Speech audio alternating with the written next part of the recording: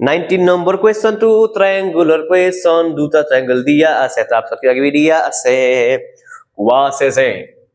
19 number question ট্ৰায়াঙ্গল ABC আৰু ট্ৰায়াঙ্গল AMP okay বুঝলা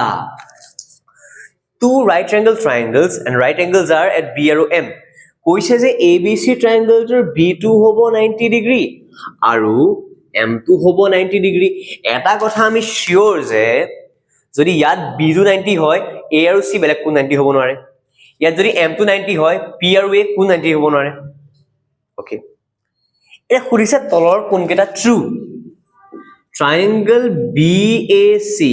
similar to triangle AMP second dia ase ABC MAP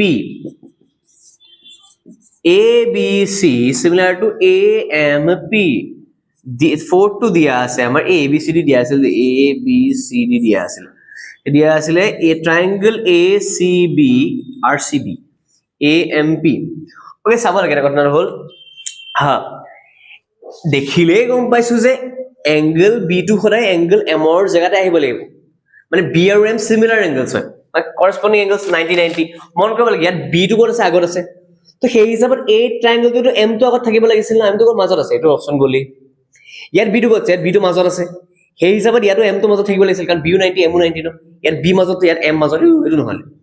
ইয়াত B মাজত ইয়াত M মাজত এইটোই আনসার ইয়াত চাওচোন ইয়াত B লাষ্টত M টো মাজত এটো আনসার নহয় তো যত B তত M ইয়াত B মাজত হৈছে M টো মাজত হৈছে দ্যাটস ইওর আনসার কারণ B90 M90 similar মানে আমাৰ corresponding B2 মাজত M2 মাজত দ্যাটস আনসাৰ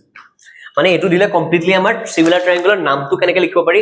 মানে কি অৰ্ডাৰ নামটো লিখিব পাৰি তাৰ অৰ্ডাৰটো ঠিক আছে না হেটো চেক কৰিব লাগে B290 M290 মাজত